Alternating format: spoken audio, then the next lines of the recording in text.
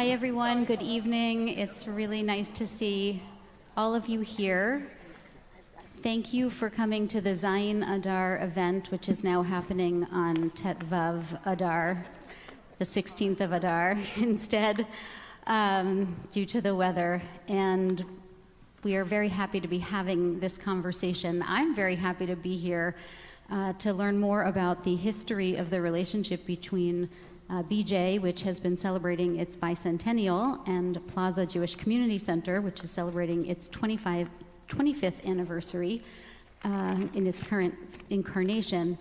And you might wonder why, or maybe not, because you're here, like why would someone go to a program about a funeral home? I have found in my work and in my life that some of the most meaningful moments are in spaces where you get to learn about the life of another person, even someone you didn't know, and the lessons that they imparted to their children or grandchildren that I can take into my own heart, and just being a presence for someone at a time, that time of loss and that time of spiritual and emotional need. That's the work of the Chevra Kadisha, and that is really the work of Plaza in a way that is different from so many other places where one could have this life cycle moment. So I'm excited to welcome Stephanie Garry and from Executive Director? Vice President of Plaza Jewish Community Center, and you will hear more from our esteemed panel about their role in the creation and the sustaining of Plaza, and the role that it plays in the community on the Upper West Side. This is also the Helen Radin Memorial Lecture, and so I'm going to invite Roly to say a few words about Helen and who she was and why this event every year is named after her. So thank you, all of you, for being here and the work that you do. And thanks to everyone for being here. We hope it is an inspiring and uplifting evening.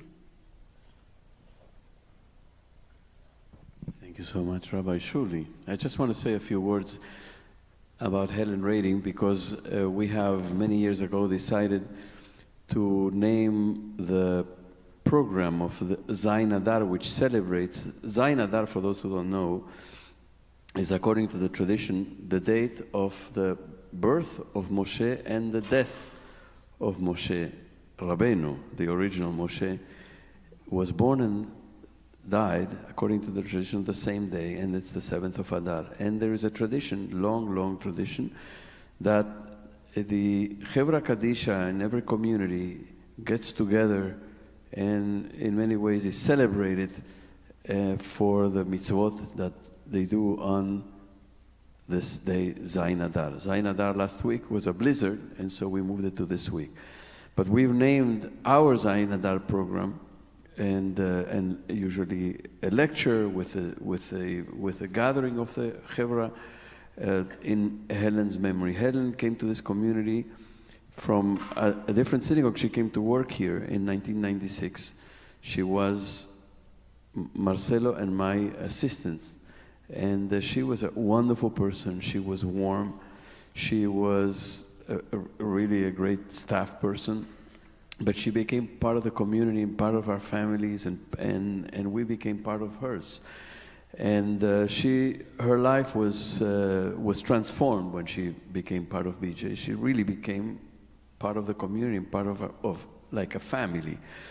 And I mean, many times I had to say to Helen, I already have a mother, you know, because she was so protective and so wonderful, and she was giving me all sorts of advice. But truly, she was devoted to creating community. She opened her home so many times for us, and she was also very devoted, and she deeply understood the role of the Chevra Kadisha and what it means for community to have a Chevra Kadisha and to participate. And so she did it for many years, and I think in tribute to her commitment and all of what she gave, we decided as a community to name this program, this evening, for Helen and to perpetuate her memory this way. Beautiful. Thank you. Thank you for framing and bringing her into this space. Beautiful. Good evening, everyone. My name is Stephanie Garry. I am the Executive Vice President of Plaza Jewish Community Chapel, and it is such an honor to be in this sacred space. You know, on 91st in Amsterdam, I have the pleasure of working in sacred space every day, but to be here in the BJ community is a gift for me, so thank you so much. I want to say a couple of things about tonight. First of all, we are recording this because we will use this as a podcast episode for Plaza's podcast, which is called Exit Strategy. So you may hear me go in and out of being here and talking to people out there for when people listen to the podcast. So don't think I'm losing it. I know what I'm doing.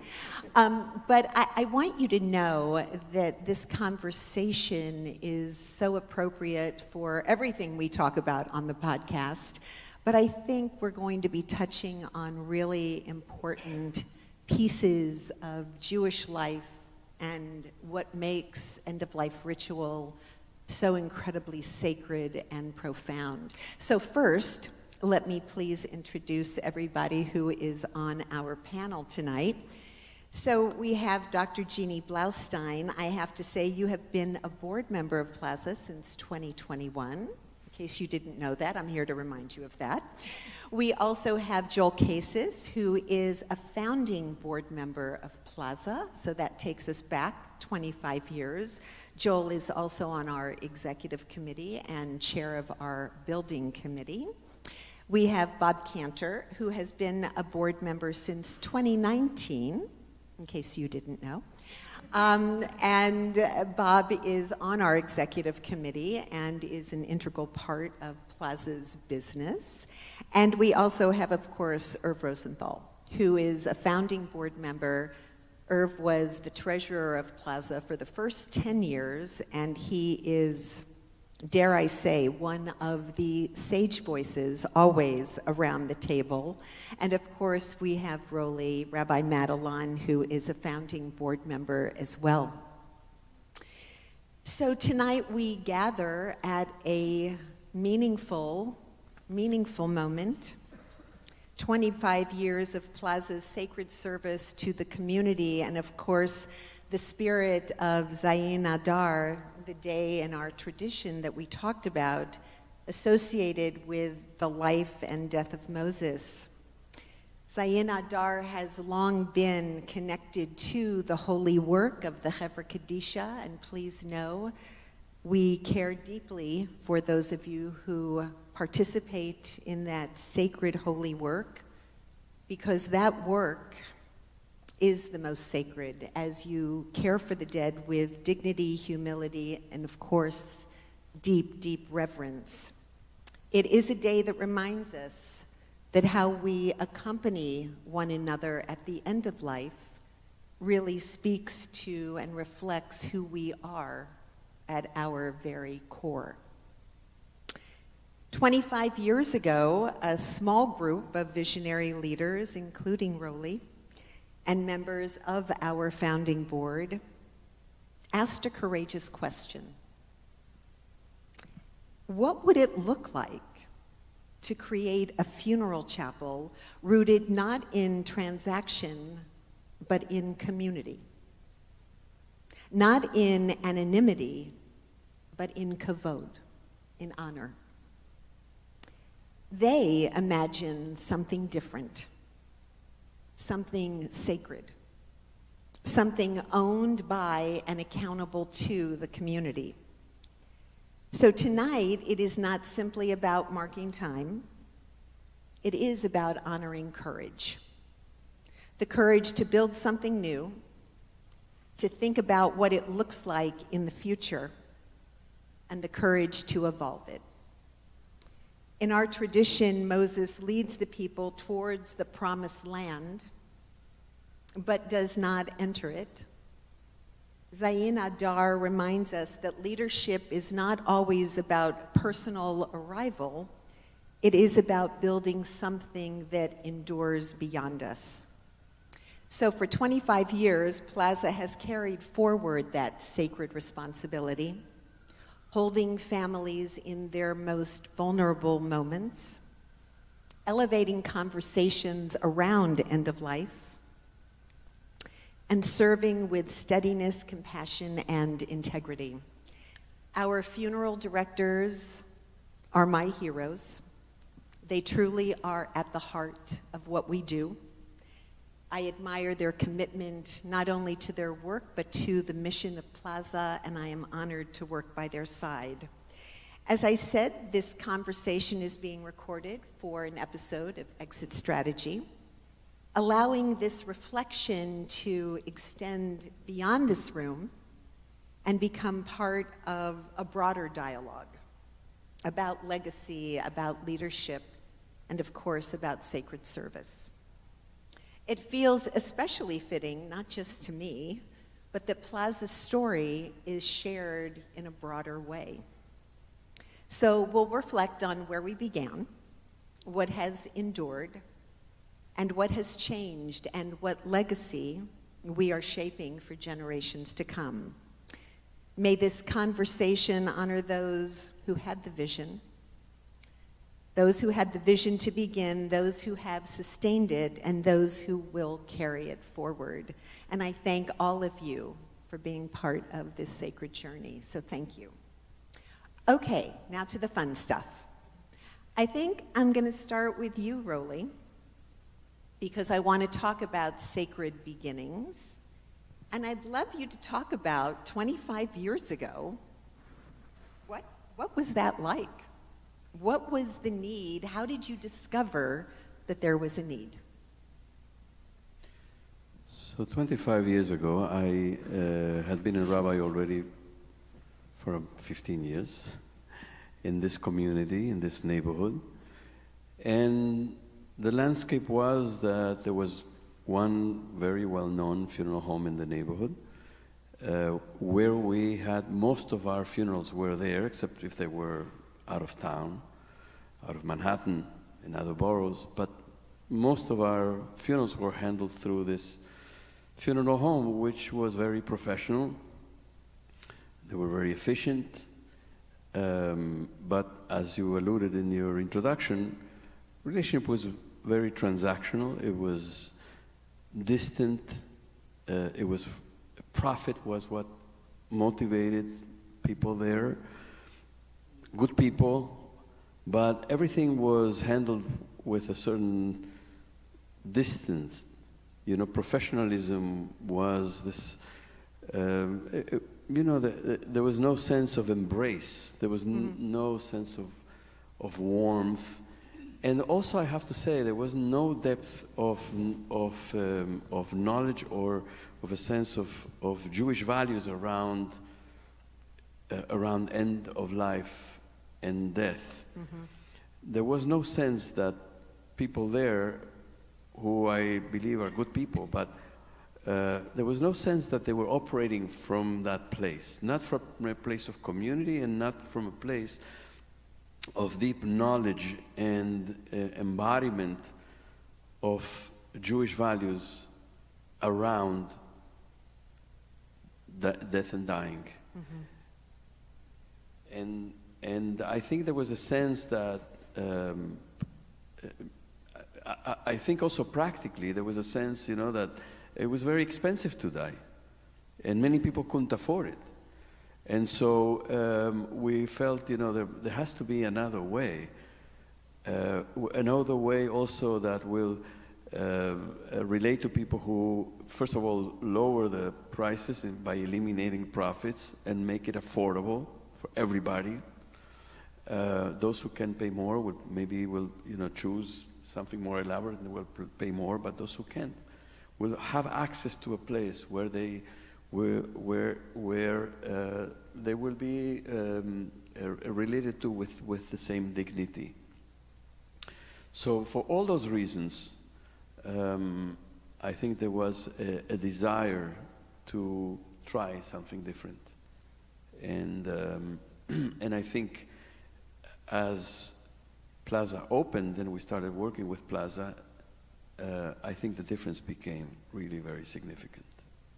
I think so. I can only imagine what that conversation was like around the table, because as I said initially, that was a very, very courageous jump to take. It really was. Irv, I want to just move to you for a moment. I want to talk about what felt, I'm sure you're going to say everything, but what felt risky in those conversations? You're right. Everything. Everything. Everything. Because that, as you described and as Roly described it, was definitely the motivation behind starting Plaza, but it was still also had to be a business, and it had to operate and had to generate enough revenue to cover its expenses, and it cost. Plaza was purchased from the largest funeral home operator in the world, which it was part of an antitrust settlement in 1999. And it cost $3 million to buy it and sort of get it up and running. And we had $1 million in grants from UJA and the Jewish Communal Fund. And the other $2 million came from a mortgage and loans, interest-free loans from a group of philanthropists. And we had to pay back that money. So we needed to generate enough revenue to be able to do that. And at the same time, we were committed to lowering the price of funerals, which we did immediately. We cut the price by 20%. But we didn't, the number of funerals that Plaza was doing immediately before we acquired it was not nearly enough to be able to cover all these costs. So the risk was the community wasn't going to respond. What we thought was a problem, and this was the solution to it, people weren't actually going to respond to that. But they did. So we went from doing, Plaza did a little under 300 funerals the year before it became a community-owned funeral home, and it now does over 600 funerals in an average year. So, and that just made all the difference. So there was definitely a risk there, but it worked out great, and we paid back all the money, and it was good. Yeah, it was good. It was good. And here we are 25 years later. I'm curious to know, so 1999 is when it was, SCI had to divest their last acquired chapel. Correct. So from 1999 till the doors opened in 2001, what took place there? I mean, how many meetings? A group of people met and... we put together a board. We had to raise the money. We had to go to UJA and to the Jewish Communal Fund and pitch the idea of a community-owned funeral home. There's only one, as far as we know, there's only one other community-owned funeral home in the country. That's in San Francisco, and it's some very different model than Plaza. Right. So we were really sort of writing the script as we were working. We didn't have any basis to compare.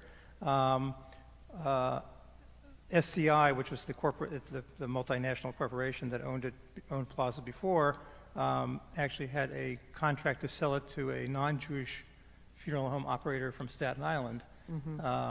And the Attorney General, it was Elliot Spitzer, rejected that transaction, which is what gave the community-owned group the opportunity to come in. We matched the price, and so they really had no choice but to sell it to us.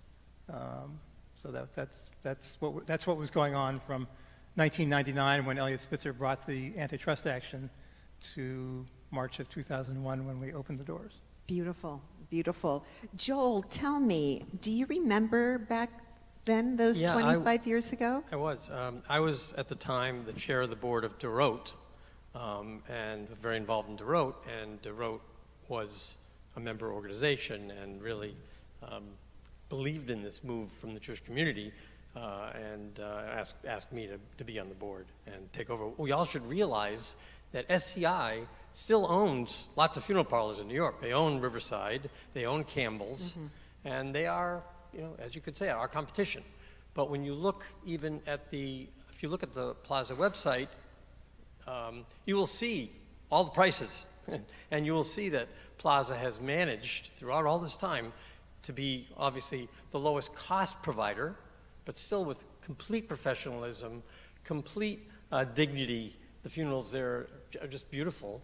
But the price is 25% lower than, say, Riverside, and even 50% lower than Campbell's, which is clearly the high-cost provider. It was, the board meetings all took place at UJA. Irv was always there and giving the financial report. But from the beginning, it was so clear that Plaza was a place that met a need in our community. It was a place we could all feel comfortable with. There was full tradition there, full dignity for all of us. And I very much felt that. I very much felt that we all had something to be proud of. Well, one of the things that I just want to note, and you touched on this, Joel, was that when I joined Plaza and we started to promote the funeral chapel, what astonished me was how hard it was to find out how much a funeral costs. That was just like mind-boggling. So I'm really happy to say that, as Joel mentioned, we not only post our prices, but the prices of our competition, because we want to be completely transparent about what takes place when you're planning a funeral.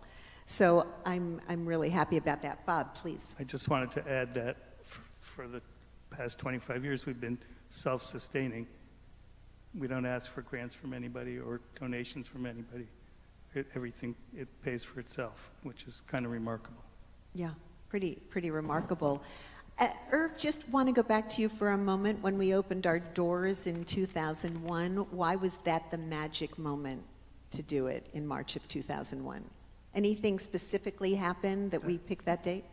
No, that's just when when we got done with all the paperwork and you know, it is a service to the community, but it's, as I said, it's also a business. So we had to go through all the business stuff to get registered with the state as a funeral home operator, and we had to get we had to negotiate a contract with SCI, and we had to arrange the financing and all those things. So I just want to touch on the fact of, as we mark this 25th year, did anybody have like a vision that this might last a long time? Or was it really like a day-to-day, month-to-month operation?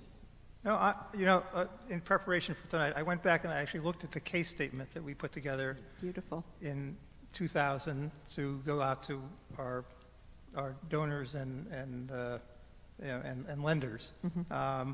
And I was amazed by how well we've done. So if I can take a minute, please. I just want to go through it. Beautiful. So just by way of a little history that Roly also alluded to, up until the late 19th century, the Chevra Kadisha was responsible for funerals. There were no such things as funeral homes. And when funeral homes began around 1900, they were generally family owned. So they were in fact part of the community. In fact, that's how Riverside started. It was a family business up until it was bought by SCI. Yep. And it wasn't really until the last third of the 20th century that the funeral home business became this multinational corporate thing that was really disconnected from the community, and that, as Roly said, was basically profit driven. And the question was, how much can we sell people, and how expensive can we make a funeral so that we can make more profit? So this sort of set the tone for the principles that the board agreed on before, when we started. It was actually interesting. The first one was that the Jewish funeral experience should invite individuals to explore the Jewish tradition rather than turning them off to it. And this was a time, I don't know, there's many people in this room look like they probably remember 25 years ago. But it was a time in the Jewish community when there was a tremendous concern about unaffiliated Jews. That was like a huge focus. And So one of the actual parts of our mission was recognizing that the funeral was sometimes one of the very few points of contact between the Jewish community and these unaffiliated individuals, to give them an experience that might make them want to learn more. Wow. So I think I think we've done that. Yeah. The second was that it's in our name, community, right? We're the Jewish Community Chapel, and we wanted to acknowledge the fact that we live in a very pluralistic community, and while there is certainly a strong Jewish tradition about how to do funerals, we recognize that there's also a diversity in the community, and we wanted to be responsive to that. And again, that's created some tension over the years at times, but I think I think we've successfully done that to the point where across the denominational spectrum, we have buy-in that Plaza is the kind of place where, regardless of what your practice is, it's a good and comfortable place to do a funeral. The third one was, as everybody's alluded to, I think that products and services should be fairly priced, and that we should not be pushing people to spend more. We actually push people. If we push people to do anything, we push people to do the simplest kind of funeral that you can do, and not to have all the add-ons. If people want them, they're there, but our default is, plain fine box, no need for any unnecessary embellishments. The fourth one was that we recognized that when people are burying a loved one, that there are often other needs that can be addressed by social service agencies in the community. In the community, and we wanted to be a link between the family and the agencies in the Jewish community that could provide services to them if they needed them, and I think that's something that we do. And the final thing was that we wanted any surplus funds that we generated to be reinvested in the community, and I know that's something we're going to talk about later, I'm sure, and that we've done in spades. So I think we've accomplished basically all the things that we set out to do. So. Wow, that's pretty remarkable. I'm so happy you brought that. I wasn't aware of that letter, so that's quite special for sure. For those of you who may not know, I want to tell you the mission of Plaza, just so it's very clear. The mission is to ensure that every member of the community receive a dignified burial, to take the profit motive out of the equation, and as Irv just alluded to provide education and bereavement support around end-of-life conversation. So we do all three every day. And I'm pleased to say that before I came here tonight, I was teaching downtown fifth graders all about taking the mystery out of death. And that is one of 50 educational programs that we do in the community yearly. So I want to just digress for a minute. Jeannie, I want to get your voice in here for sure. I want to talk about what's evolved, what's stayed the same, what's endured. So talk to me for a moment about what sacred responsibility looks like to you. Well, that's a big question. I know. And I would actually echo something that you said in your opening remarks, which is that you used the word accompany.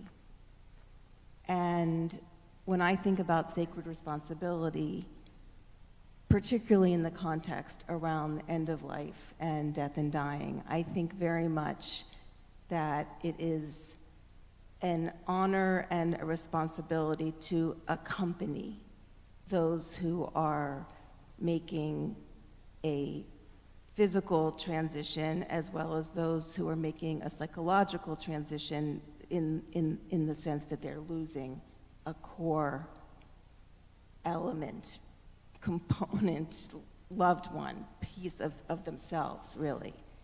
And I think what's so touching is that it's interesting, I didn't know the history, Irv, that you shared, or about, although it makes sense that Hever Kadisha was the place in which the Jewish community cared for our dead.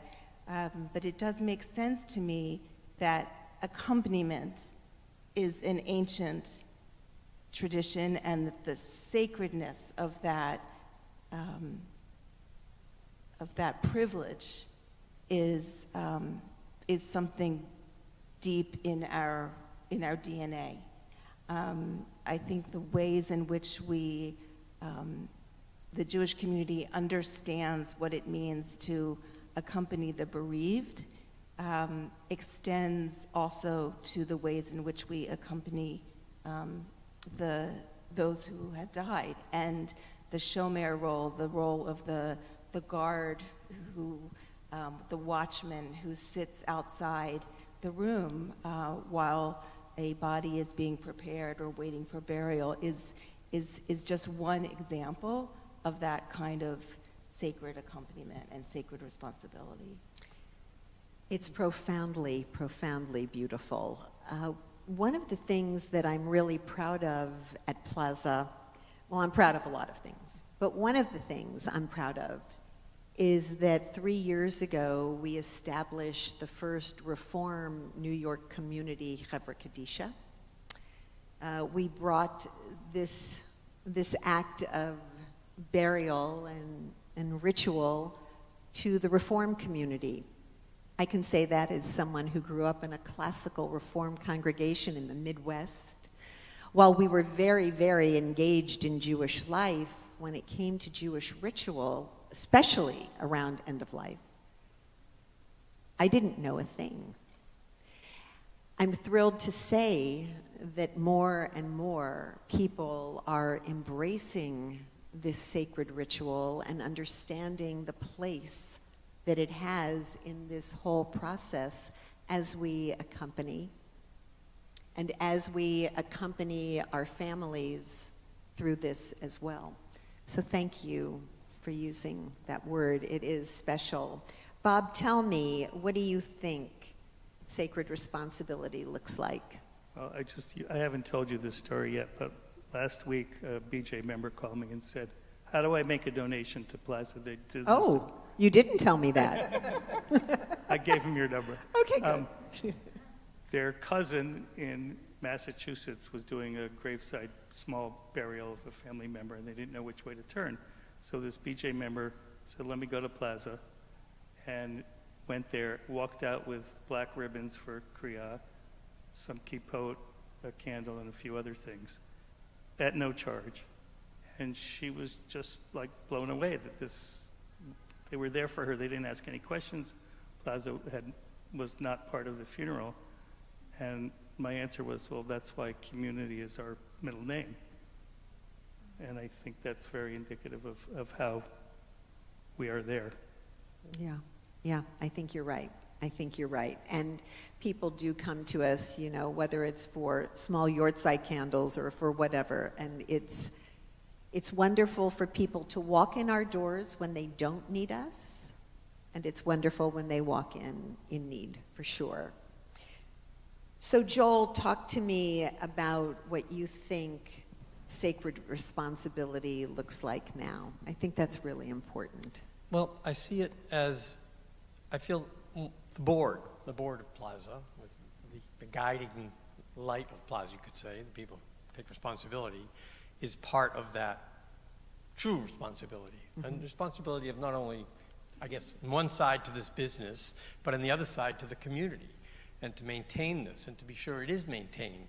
And in fact, that's why right now we're in the midst, the board is in the midst of determining what type of renovation to do of this building. And I assume many of you have been in the building, and it needs some work. So that's part of I think our sacred responsibility is to figure it out and to set this place up, make sure we're set up for the next 25 years.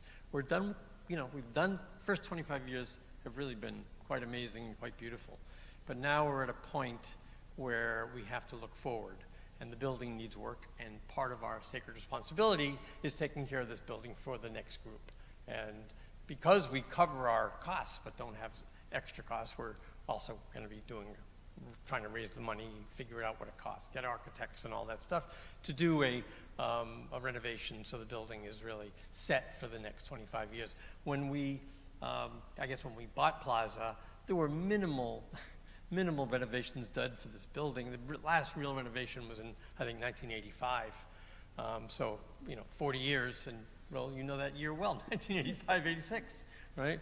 And so it's time, and I think we all feel that responsibility to move forward. For sure. Thank you for mentioning that.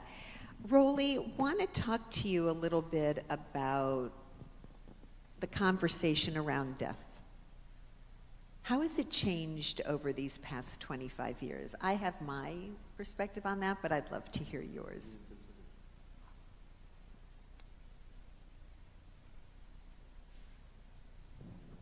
You went off? It's okay. You mean in terms of the community? And I would say the conversation around death in general today versus 25 years ago. Well, it's a much more open conversation.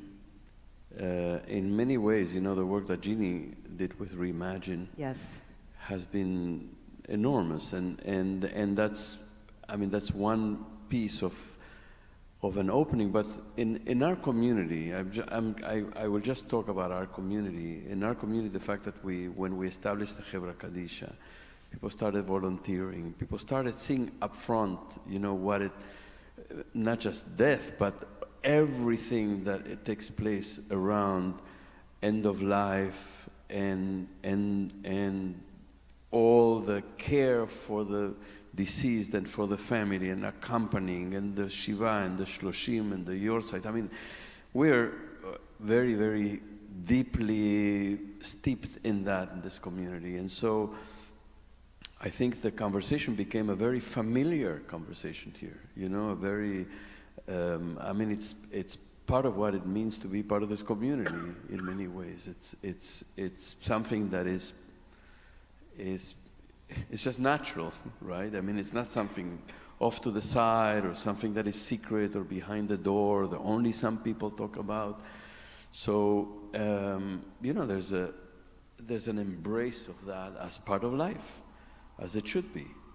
And I think it's also in many ways exemplified by the relationship that we have and that many of us in our community, and certainly those of us, rabbis and so on, have with the staff at Plaza. Yes. I walk into Riverside, it's been 40 years. Every time I walk in, sir, may I help you? May I direct you? I'm Rabbi Matalon. Yeah. You go into Plaza, it's like family. Right? I mean, we know everybody knows us. It's like we're embraced.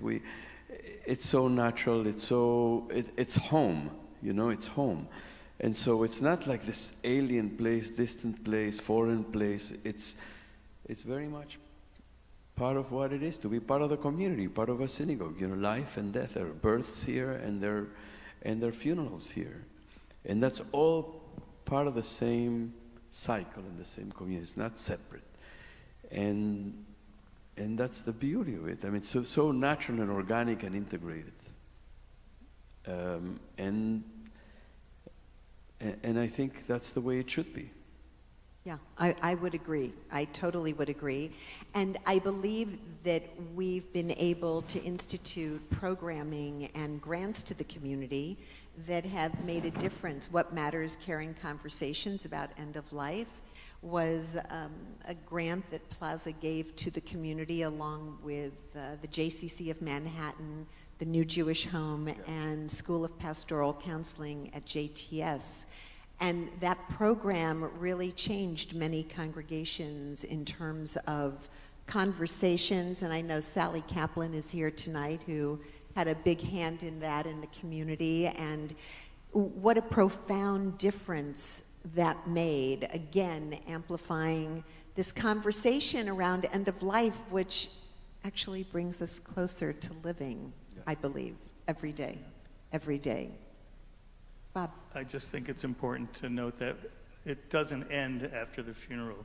We have some limited space now, and we'll have more once Joel finds the money to renovate the building. Or Irv. Oh, Irv. Joel's building the building, and Oh, right. Irv's raising the money Sorry. to do it. Yeah. We're going to have more space because people have asked if there's a place that they can sit Shiva for reasons, they don't want to do it at home. So that's part of what we do. We also, when did we start with monuments? A year ago? Almost two. Almost for the last 2 years, we have a monument business. Yes. It's a business. It's Yes. a business. It actually is helping the bottom line. So it's kind of a one-stop place. And we do follow-up with every single client that's ever been Yep. through the doors. Yes, absolutely. And what we're trying to do from the beginning through the end, we're trying to be there for families at every point along the way. And that includes also providing bereavement support at no cost and being a conduit for ways that people can connect with the community. Roly, Moses never entered the promised land, right? So, yeah, what happened there? He never made it into the promised land. So talk a little bit about what that teaches us about leadership and building institutions. How does that resonate? Well, it's you do your part. You have a certain time that is allotted to you by your Creator. You do the most. You do, and then Moses prepared also the following generation. So it's for each one of us to keep teaching, to keep instructing people, to prepare leaders to continue to take over from us. And I mean, this happens should happen in every part of life. And in this respect too, and to keep growing, to keep educating. Hope actually that each new generation reaches new heights, that they embrace new challenges, not that they repeat what we've done and keep doing what we've done, but they enhance and they grow and they build on what the previous generation has done. In this case, for all of us who've been in this in the leadership in different ways of Plaza, when the time will come and we have to prepare people for the next to take over, that the hope is that people will surpass what we've done, and that's the hope. We started in 2001 with 21 board members. We now have just over 60 board members. I know, wow, that's a number. 27 are clergy. And the idea was we wanted to ensure that everyone had access to who we are. Everyone needed to know about who we are. And it's my responsibility to make sure all the board members are taken care of. So I think I spend a lot of my time doing that. But I want to ask you one final question before we open it up to people who are here tonight. And that is, when Plaza celebrates 50 years, I won't be in my job, I just want to say that. Even though I've been there for 24, I'm not going to be there in another 25. But when Plaza celebrates 50 years, what do you hope people say about this moment? What does that look like? I'll start with you, Jeannie. Well, I guess one thing I hope that people say is that this was a moment of, a second moment of important vision, that the recognition that actually values, Jewish values and community, and the conversations around dying and living were recognized as central to what it is that we want to have and be as a Jewish community. And that the recognition of that has prompted a kind of another leap of faith into the future, and that what is being prepared as Joel meets with architects and the board looks at blueprints is something that will continue to serve the community in that welcoming and supportive way. Beautiful, thank you. Joel. So I think the people sitting here in 25 years will be proud. I think they'll be very proud that the mission of Plaza has continued. The building is held up. And we remain a community-owned, nonprofit funeral chapel that prioritizes dignity and tradition. Thank you. Bob. And maybe we could be a model for the same thing happening in other cities. It'd be amazing for people to say, oh, you know what, that's a really good idea. Maybe we should do it too. Great, yes. Irv. Yeah, I hope that people will say that we remained consistent with our principles, but we evolved as the community evolved. Beautiful, thank you. I would say in another 25 years, 50 years, after the founding of Plaza, people say, what, was there something else before this? Like, how could it be? I think you're right. That would be wonderful. Can I add one thing? Please. You mentioned earlier that education and information are an important part of the larger mission. And I do want to take my hat off to Sally Kaplan, who was the director of What Matters. For those of you who don't know, it is an initiative to help members of the Jewish community write and decide what kinds of advanced care conditions and choices they would want to make for themselves at the end of life. And all I can say, I was privileged to be a part of that program. And I hope and believe that that element of education and outreach and conversation, your beautiful podcast, will continue. Because I do think that, to your earlier question, how has the conversation changed? It changes actually through conversation. And I will say, actually, this is kind of embarrassing, Rabbi, I have a confession. I actually had my first pre-planning conversation with a member of your staff about a week ago. Not just for me, but for me and my husband. And it was not only painless, it was delightful, it was encompassing, I felt completely able, because I've been in this space for many, many years now, working in end of life, but what was most moving to me was how embraced I felt.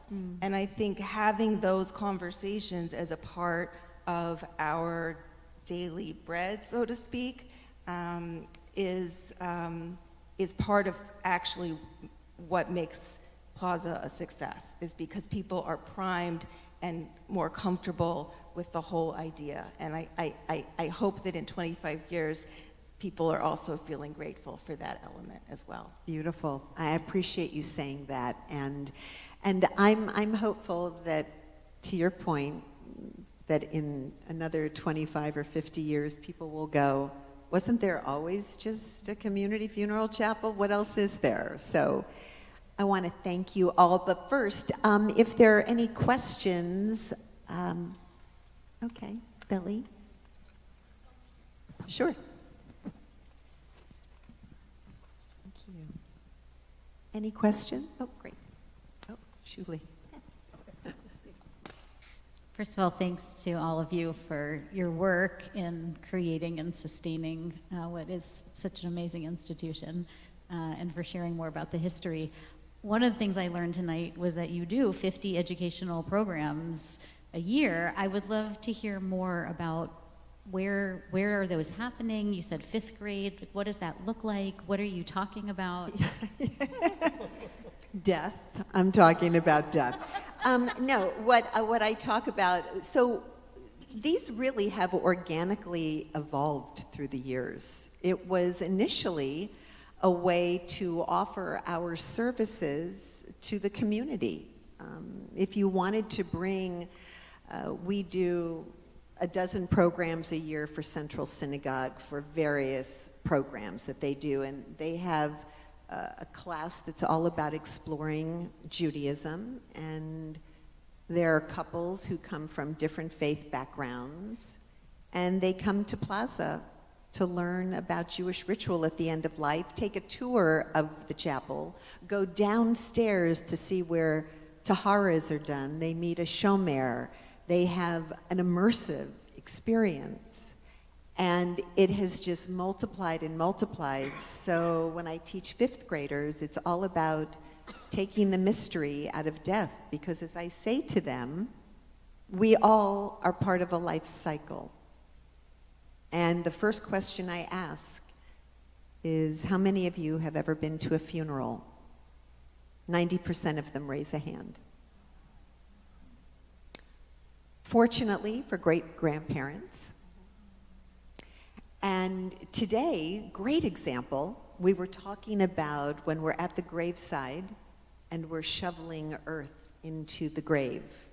And one of the students actually said to me, you know, you take the back of the shovel first. And I said, well, why do you think that is? And she said, I don't know. They just told me to do it, and I did it.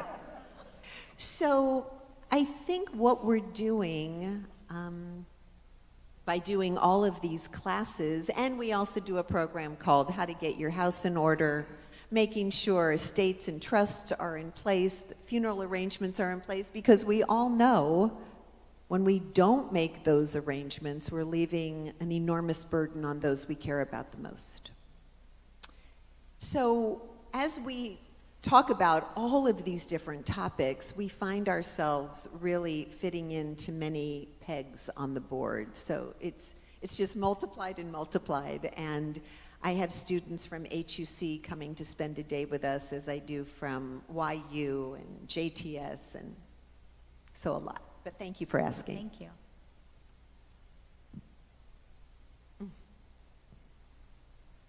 I'm curious about the response to your podcast for the wider Jewish community, because as you said, this model, which is so extraordinary, is a one-off.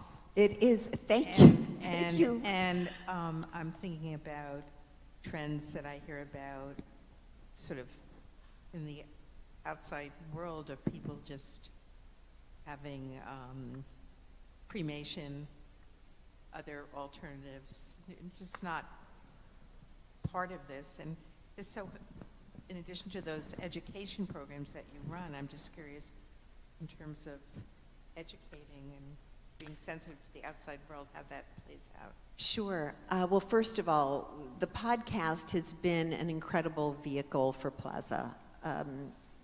You know, I thought it would be a good idea, and we have close to 40,000 followers for our podcast now, and so a number of people will learn about BJ here in New York City on the Upper West Side. But it allows us to talk about everything. And there are whimsical aspects. We've had Nick Kroll, who many people know is a stand-up comedian. We've had Nick on, and we've talked about how do you talk to children about death. So, you know, it runs the gamut. In all of our classes for adults, cremation always comes up. It is handled, I teach in tandem with clergy always, and I am always quick to defer the conversation to the clergy. But I will tell you, Plaza was set up, as Irv knows and Joel knows so well, along with Roly, to be of service to the entire community. It was made as a decision on day one that cremation would not be advertised. Cremation would not be something that was discussed, yet if a community member reaches out to us and asks for information about cremation, we will supply them with the information and ensure that a proper cremation is done. The reality is that cremation numbers are nationally quite high. They are not as high up here on the Upper West Side of Manhattan, but we've definitely seen an uptick in that. One of the interesting things that we've noted as of late is that people are asking a lot about green burial. Now, I'm the first to say to anybody, the original traditional Jewish burial is your original green burial. Yet I will tell you that that is not enough for some people. So I'm pleased to say that on Plaza staff, we have a certified green burial specialist who's a funeral director. And there are some, there are some nuances when it comes to that. So there's a lot of other discussion out there, and we again want to be that community resource. Could I add one quick thing? It's me. Oh, hi. No. Hi, okay. No, it's me. Oh, hi. I'm looking all over. Hi, Jeannie. Hi, I just wanted to add one quick thing. A number of people over the last 10 to 15 years have chosen, obviously not those who want a traditional Jewish burial, but in the spirit of preserving the planet, have chosen cremation, thinking that it is a gentler burden on the planet. In fact, that is actually not really the case. So it's important to know that the consequences of the burning and metals in the body and all kinds of other things actually are not so good for the planet. And in terms of the commitment to Jewish tradition, it's just, I think we take our environmental values seriously, but it's just something I think it's important to know. Absolutely, and whenever I teach these classes and I mention that, everyone is stunned. They can't believe, they thought, oh, I thought this was so good for the environment. And I'm like, no, it's not. Yeah. Yes. Can you tell me how you deal with interfaith families? You had mentioned it or alluded to it. Let's say one partner is Jewish, of course, and the other is not, in terms of bereavement or anything else. Of course, sure. Interesting, today with my 5th graders, 2 students asked me the same question. Clearly, they had come from a family with different faiths, and it was a beautiful thing to be able to say, everyone is part of our community. The one thing we do not do is we do not bury on Shabbat.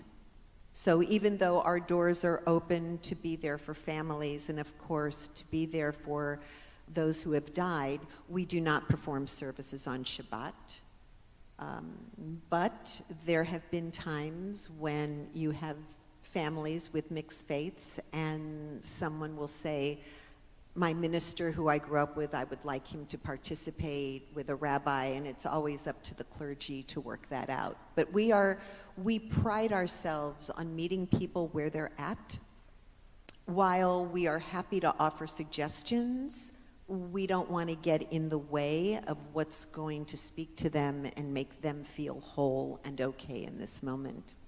When it comes to bereavement services, we have a rabbi/chaplain along with a social worker who run our bereavement support groups. So we're sure to speak to everyone and serve everyone who comes to us. Also, I just want to mention every funeral chapel, including Plaza Jewish Community Chapel, is governed by New York State Health Department. And so we are not allowed to ever turn anyone away who wants to come into our doors and have a service. And so legally, we're not allowed to do that. But the truth is the majority of families we serve are Jewish, but there are those who are not as well.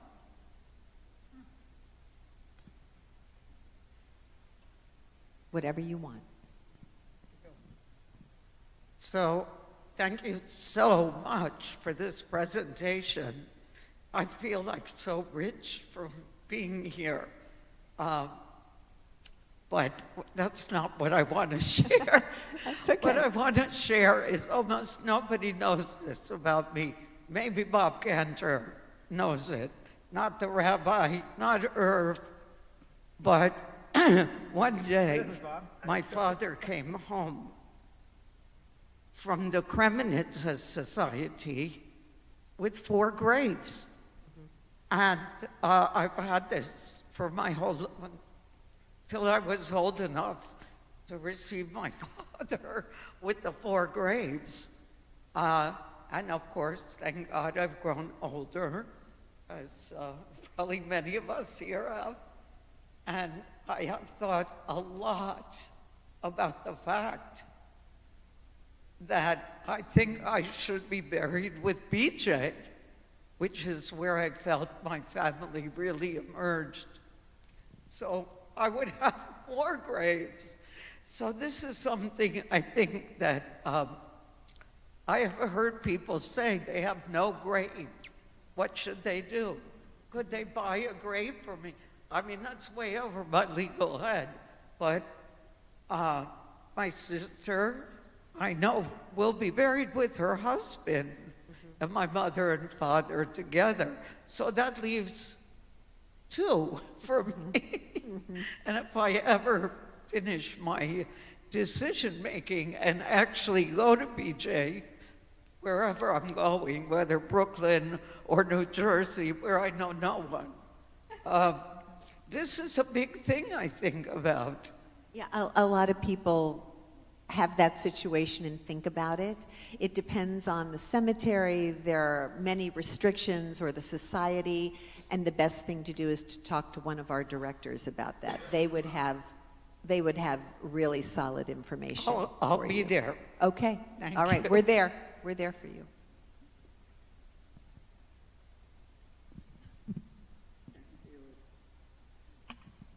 I just wanted to say thank you, because by some unusual luck, I happened to pre-plan my funeral with you, and I knew nothing about this. I knew nothing of the depth of the philosophy behind it, and it's just amazing to learn all this. And I had a friend who said, "I'm going to Plaza you want to come?" So I said, "Okay, I'll come." And I came with her, and I was so impressed. I said, "Well, I want to do that too," because I did some funerals for my mother and my father and my brother, and I realized that death is really a responsibility for those that live, and to help plan, because there's so much grieving and so on, that anything you could do to make it easier for everyone, you should do. And so that's what I did. And I'm just amazed to learn about BJ starting, Plaza, and so I knew nothing about this.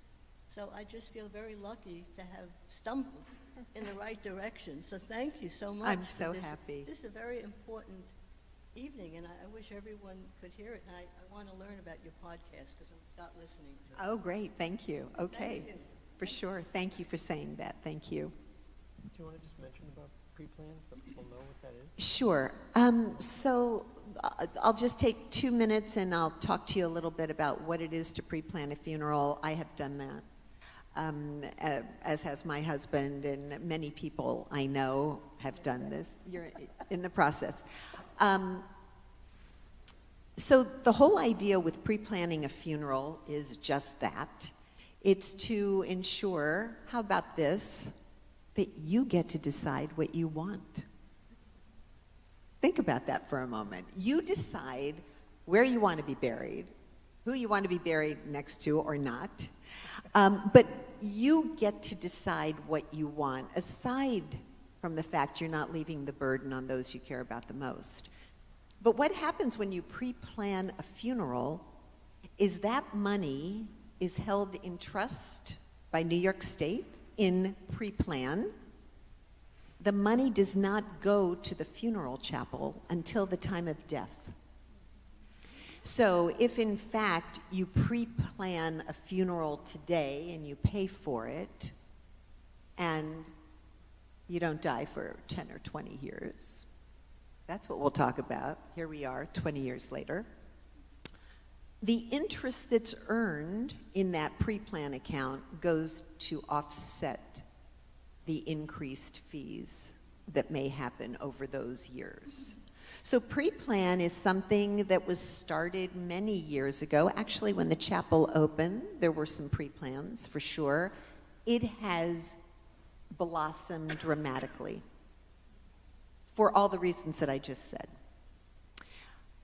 The last thing I'll say about that is my office is up on the 3rd floor, and I can't tell you how often I hear from the 1st floor, no, this is what Mom wanted. No, it's not. This is what she wanted.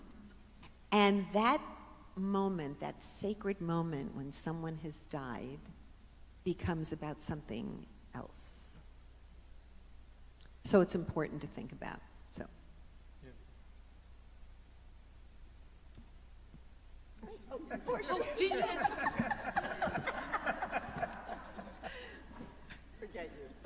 So I just wanted to say, aside from BJ's staff, I am probably the one who has the most contact with the Plaza team than anybody else. And I just want to express my gratitude because no matter who I'm talking to, they are there for us. And I will also say, I think it was, I'm usually on the phone, but at David Ellinson's funeral, the whole team was present. And it's the best looking funeral team of directors you could imagine. Thank you. Hi, I just wanted to say that I appreciate that What Matters, the program in the Jewish community, was mentioned tonight. And I'm quite sure that there's no other community chapel in the country that has given out a grant in the community. And Plaza was unique in that way. And the enormous impact it had can't be stressed enough. And the gratitude to Plaza for seeding that is immense. I think over the 8.5 years that I had the privilege of directing the program, I think we touched thousands of people and held advanced care planning conversations in which people had the opportunity to think about what was important to them in life and what would be important to them at the end of life, and to think about if they were ever in a position where they couldn't speak for themselves, what they would want done for them and who would they trust to make those decisions for them. And I think that through our one-on-one conversations, our group conversations, over the 8 years we had 20 synagogues, seminaries, and Jewish community centers that joined our ranks. As I said, we impacted many people, and now What Matters has been taken over by a national organization, Shomer Collective, and has a national reach. And I can guarantee you that every single conversation about What Matters that is offered mentions Plaza and mentions how we started and the unique giving of a community chapel. And most of the questions we get, or I would say a large percentage of the questions we get at the end of the presentations, are about burial and afterlife and what happens. And I'm really glad Jeannie and Stephanie talked about Plaza's services in terms of pre-planning funerals, because that's not traditionally a part of advanced care planning, but it became a very integral part of what we did. And I think that fact that you offer those services and offer them free and offer them in such a gentle way as Jeannie described is something that needs to be really shouted far and wide, because it's an important part of what you do. So my gratitude from the community back to you for having the foresight to think about an innovative program and to help support it throughout the years. So thank you. Thank you, Sally Kaplan.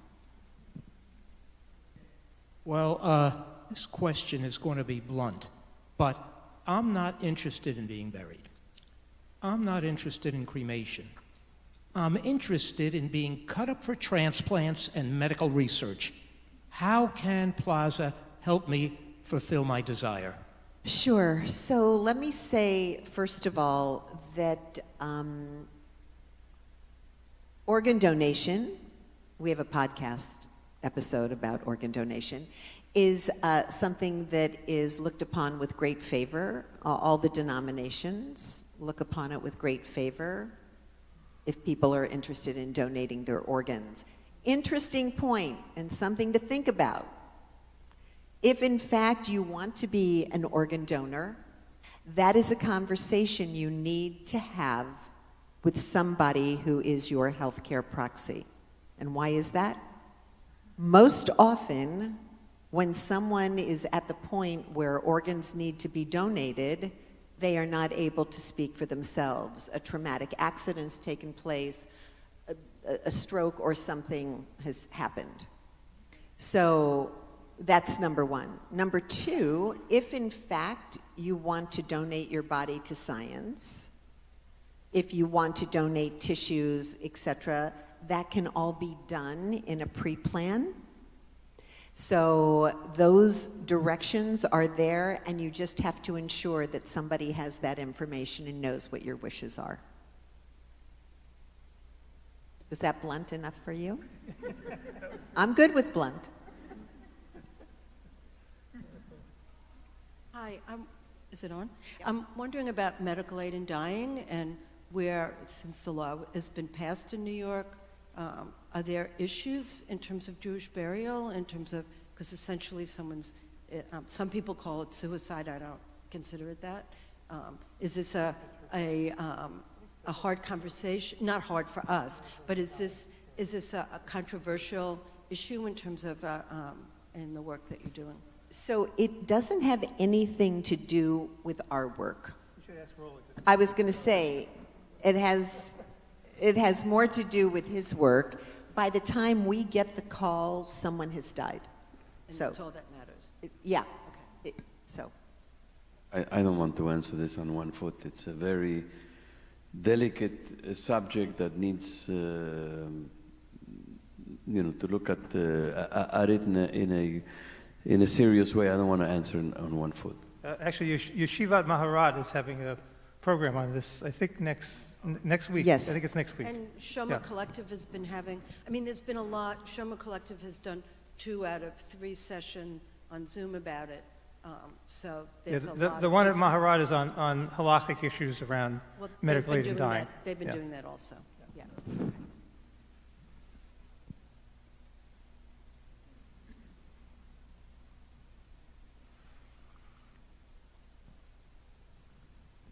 I will ask the question, but I'll start with a statement.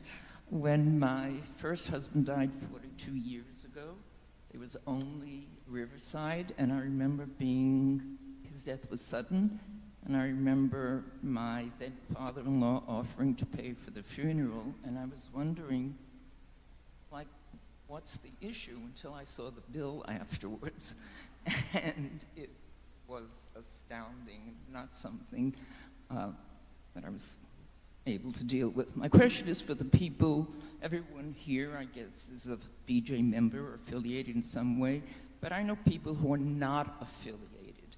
How would they find out about Plaza versus Riverside if they're not even part of the Jewish community? Yes, of the Jewish community, but not part of the Jewish community. Yeah, that is, so here I am in front of my board members. I feel like my job's on the line here. How do I get the word out about Plaza? It's a process.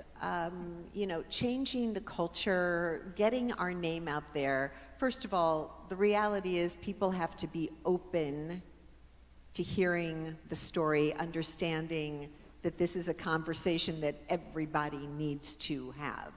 There are many people who don't want to have this conversation, so they don't hear about it. We have really reached out. I will tell you that we do regular programming with the JCC of Manhattan. We sponsor cemetery visits for the community. We do the same with Derot. We try to be in places that are not just synagogue-oriented to get the name out about Plaza. I was just going to say, we're on WNYC, QXR, ABC, and 1010 Wins for 22 years. Crazy. have been sponsoring candle lighting on 1010 Winds. And we do that as a public service announcement. And, you know, we try to be as many places as we possibly can be, and yet there are people that still don't know our story. And so we're getting more traction. We're only 25 years old, but still we're 25 years old. So I'm kind of hoping in 50 years that everybody knows about Plaza, that I've done my job. So And there's nothing like word of mouth, so tell your friends. There you go. Yes, please, please. And by the way, I'm available for parlor meetings, so just so you know. I just have a little question. What happens if someone dies that has a pre-plan, like myself, and you're traveling, you're out of the country, or you're in another state or something like that? Do you help with getting the body back? Absolutely. Literally, Plaza is the only call you need to make, or somebody else who's with you if you've died. Thank you. Yeah. Yeah. Great. Okay. Just want to say thank you. Beautiful conversation. Thank you to all of you. Really appreciate it. And all I always say is be well and take good care. So thank you very much. Thank you. Thank you. Thank you, Stephanie. Thank you to all of the panelists and for the wonderful questions as well. I need to add one more thank you. I know she doesn't want it, but Billy DiStefano, who oversees all of the committees and volunteerism, the Chevra Kadisha, and the people who you will talk to or people in the community talk to when they have a loss, and who put together this whole program, wrangling people's calendars and then swiftly changing the date when there was a blizzard, and it's a lot of work to come together for an evening like this. And so I just want to say a big thank you to Billy for all that you do. I just want to say really quick, I would be remiss if I didn't say a lot of people here are Chevra Kadisha volunteers who help in these sad moments, but I know that some of you are not, and certainly there are a lot of people watching on the live stream, and will watch the recording and will listen to your podcast. So if you're hearing this and you're interested in learning more about volunteering with the Chevra Kadisha, please reach out. We would love to have you. Thank you.